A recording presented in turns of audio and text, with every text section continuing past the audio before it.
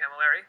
Lena Dunham is probably the queen of cringe, but some think she may have crossed the line in her new memoir, Not That Kind of Girl. Interpreting passages concerning interactions with her younger sister Grace, some writers are actually accusing Dunham of sexual abuse. But was she doing anything out of the normal realm of child exploration and curiosity? Joining me to discuss the truth about children and sexuality, we have Dr. Kate Roberts, a child psychologist, Dr. Samantha Rodman, a clinical psychologist, Roger Caniff, a child protection and special victims advocate and former prosecutor, and Sharon Lamb, a professor of counseling psychology at UMass Boston. She's also the author of The Secret Lives of Girls, What Good Girls Really Do. Before we begin, I want to read one of perhaps the most controversial passages from Lena's book, Not That Kind of Girl. She writes, quote, "One day, as I sat in our driveway in Long Island, playing with blocks and buckets, my curiosity got the best of me. Grace was sitting up, babbling and smiling, and I leaned down between her legs and carefully spread open her vagina. She didn't resist, and when I saw what was inside, I shrieked. My mother came running. 'Mama, Mama, Grace has something in there.' My mother didn't bother asking why I had opened Grace's vagina. This was within the spectrum of things that I did." Dr. Roberts, this raised eyebrows, but does it actually raise any red flags? Not necessarily. I think that it really depends on the context and the family situation. Some families are much more open and they don't have good boundaries, or strong boundaries, I should say, around their personal bodies and sexuality and exploration. I think children in general tend to explore each other's bodies, and it's not something that we talk about or embrace as a culture. So I don't think that it's necessarily atypical, especially in the context of the whole book and what she's writing about. I think it actually, it's completely typical for children to explore each other's bodies, and for some reason it's not something that we talk about that much, but I have heard other parents talk about it quite often. Dr. Rodman, talk to me about how often you hear parents concerned or just curious about how curious their children are. This is something really frequent. I work with a lot of parents, and I have 3 kids under 4.5 myself. And kids are very curious about their siblings. They are curious about their genitals. They're curious about their bodies. They're just curious. I think that, again, this is within the realm of normal. And if there are boundaries to be made, it has to be the parents that are going to come in and say what the boundaries are in the house. Well, that's so interesting because she said that her mother was aware of the behavior but didn't think much of it. Roger, should she have set for more boundaries? Not necessarily. That actually might be a question better answered by the psychologist. But from a law enforcement standpoint, or from the standpoint of somebody who prosecuted these cases and saw real sexual pathology, I don't think that's really what this is. I think what got Dunham into trouble more than anything was her choice of words. I think that she's made a great living on being, as you said, kind of cringeworthy. I think she likes to cross the line, and she likes to push boundaries, and I think that's what she did with language. And I think that's why she's in hot water with some commentators. But honestly, the facts that I've heard and what she has related that she actually did, particularly given what Grace has said about it, which really hasn't been much so far, I don't think it was anything particularly concerning, no. Well, let's pull up Grace's tweet and see what she has said about it. She essentially said that, let me pull it up here on my computer. As a queer person, I'm committed to people narrating their own experiences, determining for themselves what has and has not been harmful. So this is what she's essentially saying, is that she can narrate her own experience and decide whether or not that's harmful. But from a law enforcement standpoint, without going too far down a tangent rabbit hole, from a law enforcement standpoint, how often can you trust the victim to be able to narrate their own experiences as to whether or not they are a victim? And I'm not saying that she is a victim here, excuse my language. Yeah, no, I know exactly what you're saying. The fact is, what you're saying is very true. With particularly small children or an individual who's developmentally delayed or with disabilities, those individuals don't always perceive that in fact they have been victimized, that they have been predated upon, that they have been exploited. But in this case, I think Grace is now an adult, and she has the opportunity to look back on these experiences to the extent that she remembers them, and to the extent that her sister has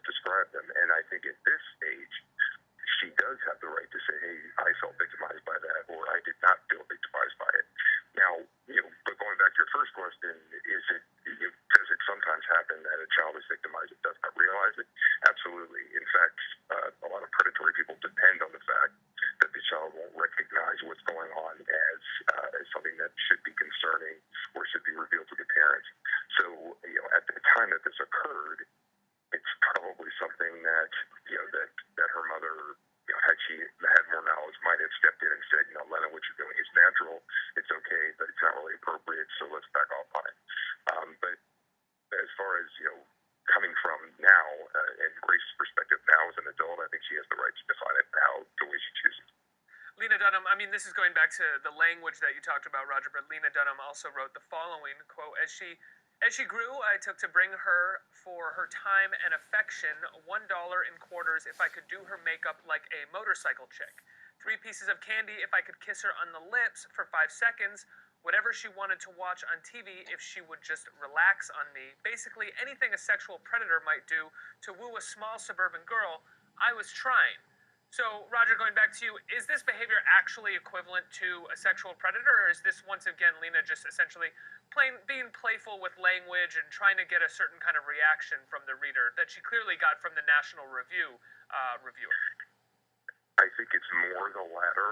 I think it's more her being.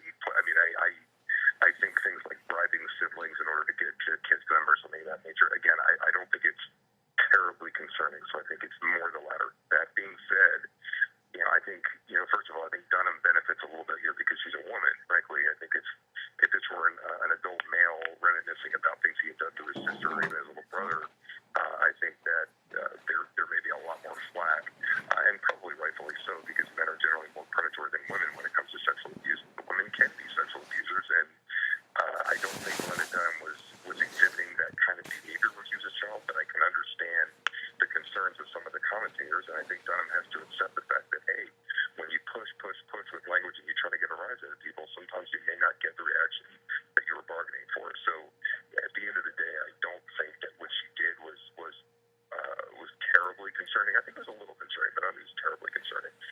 I think it's more just the way she describes it, and I think she probably was trying to make a point by doing so. Sharon, I wanna bring you into this conversation and touch on something that Roger just said. Do you think that Lena Dunham or women sometimes can get a pass for these sort of experimentations when they're children, whereas men or boys have much more trouble getting a pass? I think that we probably would judge a boy differently about this, but I want to bring up the point too, and I think you're getting agreement from all your experts here, but I wanted to bring up the point that she's a comedian, and of course she's going to push the limits on things like that. I thought it was funny when she called herself a sexual predator because what's funny about that as a joke is that there's a little bit of underlying anxiety about that. She has a little underlying anxiety about what she did to her little sister, as most of us older siblings do. And like most of the women I talked to who played these games as a child, they have varying amounts of guilt because they're playing these games or doing this experimentation in a society that says that good girls don't do this and good girls aren't interested in sex, and that, sex is a big no-no for children.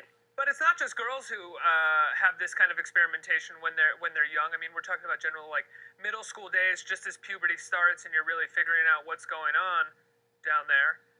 It's not just girls who have these sort of experimentation phases that they then grow up to feel kind of guilty, kind of embarrassed about. A lot of that guilt comes from just sheer embarrassment, right? Right, but I do think there's an extra added pressure on girls to be good girls, and I think that's what the title of her book is playing around with, Not That Kind of Girl.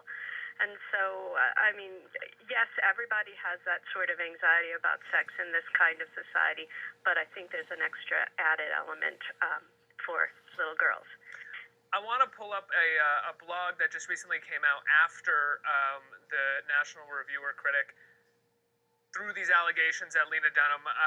It's called Those Kinds of Girls, and it's a series of anonymous posts from women who describe situations like this when they were younger. Moments of experimentation when they were figuring out their bodies. Just the one at the top says, I masturbated in the same room as a friend when I was 10 years old because I was feeling aroused and wanted to satisfy myself and didn't understand that there was a stigma. I didn't realize, but she was watching me curiously as I did it and later told me she was relieved because she did it too. There is so much innocence in kids exploring and discovering sexuality. Children never have it explained to them, so they don't know there is a right or wrong way to behave. It's just an urge to satisfy. Dr. Roberts, can you talk to me a little bit about when that stigma becomes applied to children, when that curiosity, that experimentation phase kind of ends and they can really feel that stigma, which then leads to the guilt and embarrassment later down the line? Well, I think when they have a real strong sense of their bodies as independent, their separate identities, certainly as they get into the latency, later, later for the teens, I think they start to feel some shame about that, especially if people find out that are adults. When you said, I think we need as a society to figure out what it is that we're okay with. When you said kids don't know that it's okay, the thing is that adults don't either. And so if kids are getting the message from the adults that are around them that what they're doing is not okay, and yet it's part of development, then that's creating a real conflict for kids. And so I think that as a society, one thing might happen to one child and they might have a lot of problems as a result of it. And the same thing might happen in another family where it's accepted. So I think that's something that we need to sort of come to terms with. Pulling up a comment right now from our community, Darnell says it can be hard to acknowledge that all of us, even children, are sexual beings, have sexual feelings, and are curious about sex and sexuality. Now, one of the other passages from Not That Kind of Girl that people are questioning has Dunham writing, I shared a bed with my sister Grace until I was 17 years old. I guess the key here is being 17. She was afraid to sleep alone and would begin asking me around 5 p.m. every day whether she could sleep with me. I put on a big show of saying no, taking pleasure in watching her beg and sulk, but eventually I always relented. Her sticky, muscly little body thrashed beside me every night as I read Anne Sexton, watched reruns of SNL, sometimes even as I slipped my hand into my underwear to figure some stuff out. Sharon, is the language here, you think, once again, what people are reacting to, or is it the age? Are people saying, okay, 17's a little too old to be still experimenting like this? Well, I don't consider that experimentation. I don't really buy into the sort of language of calling what children are doing exploration and experimentation. I agree with the person who wrote in who said that children are sexual beings, so why do we call what they're doing exploration and what adults doing like quote-unquote real sex? They are interested in and participating in sex in appropriate to their developmental level, and it's not exploration, it's just who they are at that point. And I think that her masturbating at the age of 17 is perfectly fine. That's not exploration, that's life for many young women. And I think she's writing in a provocative way, but her sister was asleep. She wasn't coercing her sister to watch or involving her sister at that age. I don't know the age difference really in that game, but it was risky perhaps to be doing that with her sister asleep beside her, but I don't really see a problem with that. I think we also forget that a 17-year-old has less sexual boundaries sometimes than someone who, again, is 22, 25 years old. There is still an element of a 17-year-old. Yeah, I hate to use the term exploration again, but is still somewhat obsessed with what their body. I mean, she even uses the phrase, figure some stuff out. Clearly she's talking about possibly masturbating, but still at 17, you're still figuring stuff out in the way that you're completely obsessed with whatever can be done down there, right? Well, I think we also know of her, if you follow the show, as somebody and just followed her who has some obsessive qualities anyway in that way. And so she has a drivenness about her, and that she might not have, created a strong boundary as an adult who might have gone to the bathroom to see what was down there. You're absolutely right that we expect adult behavior out of children and adolescents, and they're really still developing and approaching having what we would call sort of appropriate adult boundaries.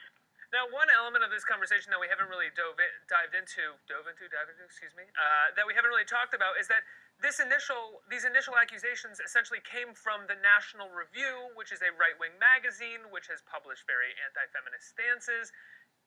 Would it be the one to start a war of some kind with Lena Dunham? I want to pull up a comment from our community. This is Rec, who says, if Bristol Palin wrote this, the same people supporting Lena would crucify Bristol. Dr. Roberts, you may not be the person to answer this question with your professional background, but I'm curious, or Dr. Rodman, excuse me, but I'm curious what you think. Do you think this is a political, this is more of a political argument, and that there isn't really anything there on the basis of sexual assault or coercion, predatory coercion, the way that the National Review has said, and they're just using that as a smokescreen for a sort of anti-feminist argument or a means to attack a prominent feminist?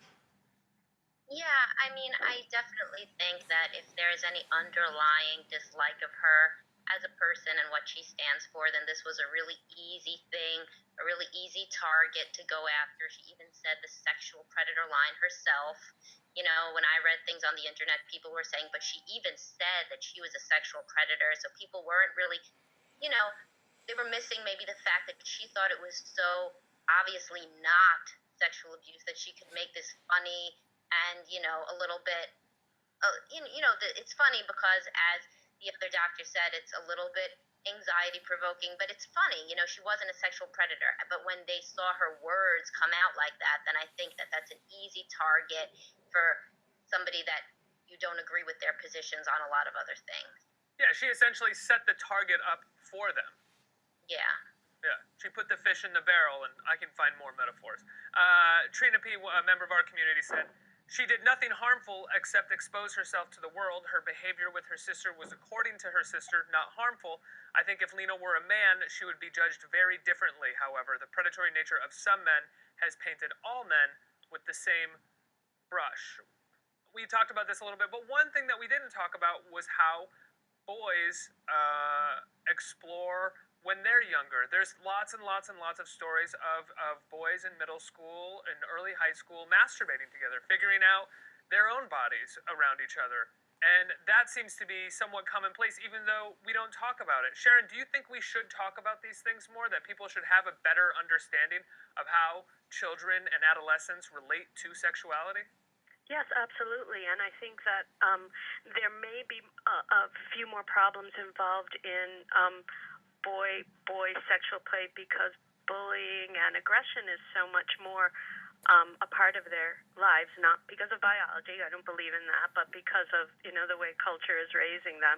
And then when they have some sexual play in games like that, because of, the rampant homophobia in our society, they start to worry, does this then make me gay? And perhaps some of them are gay too, but that anxiety about that at an early age comes out around their play. And talking about and normalizing that all children are sexual and they have varying degrees of interest in sex and various interests in sex, that it would help boys to feel less anxiety about that and maybe develop a healthier sexuality. Another comment from our community, Jan Cummins says, how much of this is the shame that our society puts on sexuality, religion included? Dr. Roberts? I think that's a lot of it. I think this is normal, but I think that until we're ready to embrace it, we put certain kids at risk and they're vulnerable. If they're caught, it's going to cause problems for them in terms of their self-esteem, their self-image. Not everybody is as strong as Lena. And so I think that's something that we need to address. Lena Dunham essentially grew up in kind of a sexual environment in the sense that her mother was an artist. Her mother took very sexualized photographs. They were around the wall. There was an openness when it came to the body. I don't know why a certain person would prescribe certain kinds of boundaries on another family when we seem to have a very healthy person. Healthy to the point that they're successful, they have a successful love life that people know about. Ricky, can I interrupt and just sort of talk about that word sexualized? Because today, yes. what we mean by sexualized is this mass-marketed, over, media influence kind of sexuality where, little girls are wearing, teenage or adult prostitute kinds of costumes. She didn't grow up in a sexualized environment. She grew up in perhaps a sexually healthy environment or a sexually open environment. And I think that that's not problematic. And I know that's where you were going, but I just wanted to make a distinction about that word, if that's okay. Well, no, I think that's interesting. Are you talking about what we don't usually describe as sexualized environments are generally unhealthy sexualized environments. We talk about sort of certain kinds of Halloween costumes, the way that we pop culture sexuality that's presented to young girls and teenage boys, this sort of overt sexuality that's hidden behind bubblegum, and then we have someone who grows up in an environment where sexuality is explored through real art, through discussion, through conversation, through real sincerity. And we describe that as an overly sexualized environment rather than just a child who grows up on MTV and Nickelodeon. Yes, absolutely. Well said. Oh, thank you. I was actually going to let you say it again for me. No, I mean, I don't know what her mother's art was like, but I do think that, the way you were describing it, it sounds like her mother was showing naked bodies in her art and, expressing something about sexuality in an open way. And what we want to teach our young people is that there is a healthy sexuality out there that they can aspire to that's different than the sort of marketed, media sexualized version of it that doesn't lead to, feeling good about yourself eventually, or even exploring your sexuality eventually. And so to the extent that she grew up in a healthy environment where her mother didn't say to her, "What were you doing looking at your, sister's private parts out there in the driveway? That was bad, bad, bad," but just sort of said, "Oh, okay, I better take those pebbles out of there." Like just a normal response, and it helped her to, I think, develop the sense of humor she probably has today about sex. And her show Girls really, I think that's why the right wing magazine reviewer was critical of it. It's got a lot of sex in it. However, if you really read what she's trying to say about the sex of her generation, she's making that distinction about how they've been brought up in a pop culture in which girls or young women are imitating a really problematic kind of sexuality instead of the kind of healthy sexuality that maybe her mother and father developed in her childhood. Well, I don't know if she's trying to present a juxtaposition, but I do think that the show is intentionally trying to explore how men and women, queer and straight, my age, her age, explore sexuality through what they've learned growing up. Essentially exploring our generation. She does want to be the voice of a generation, and sex, of course, has a major element in that. Pulling up one more comment. This is from Arizona Modern Dem. At least I think that's what that's supposed to mean right there. AZ Mod Dem. Glib deflections don't help, and Chuck Mangio's point was accurate. I say this as a liberal and a Democrat. If this had been written by a right-wing celebrity, we would eviscerate them instead of instead of doing backflips excusing their behavior. I would like to hope that that's not true. I would like to hope that we would actually celebrate someone on the right for finally having some courage to discuss sexuality with some honesty, with some truth. It depends what their politics are. If they're voting down all of the sort of, a gay marriage and abortion rights, then we probably would sort of point out the hypocrisy of the free sexuality they were allowed to express as a child. Absolutely. If they were pushing forward legislation that essentially pushed forward sexual repression of some kind, or regression, and hurt people and force them to not be open-minded and explore the reality of a situation, which it seems like the right is always doing in regards to sexuality, putting the veil over their eyes and totally unwilling to come to terms with how people actually interact with each other sexually and the realities of that, then yeah, I think we would point out the hypocrisies as well. One last thing that we should discuss before we go, Roger, I want to ask you, we've essentially, the five of us, come to the conclusion that this is not sexual abuse. So, what is? What is what? I'm sorry. What does constitute sexual abuse if not this? Oh, well, I mean, again, the law defines it a certain way, and then every individual who experiences it gets to define it a certain way also. I mean, I think broadly we define sexual abuse as coercion into sexuality, sexual acts done to us or suggested to us or shown to us against our will. So, I mean, I think there are elements of what what Lena did as a child that could, for some people and in some circumstances, constitute sexual abuse. I don't think Lena intended to sexually abuse her daughter. I think, as the psychologists have said very, very well, I think that it was very, very typical childhood behavior. But that doesn't mean that an individual subjected to it, i.e. her sister, it doesn't mean that she could not perceive it as sexual abuse if that's how she felt. It doesn't appear that that's the case, but she certainly could. Now, whether or not the law would treat it that way really depends. Chances are, given the age of the kids that we're talking about, I can't imagine a jurisdiction that would have categorized what she did as sexual abuse. I don't think it would have been prosecutable in any particular jurisdiction.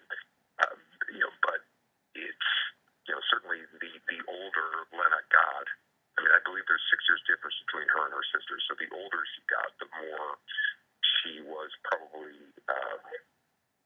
sort of pushing the limits as to what could be viewed by the law. Again, I'm not talking about an individual. I'm not talking about a family. I'm not talking about anything cultural. I'm just talking about how the law defines it. But it doesn't appear, from what I know, it doesn't appear that you ever crossed that line legally. Absolutely.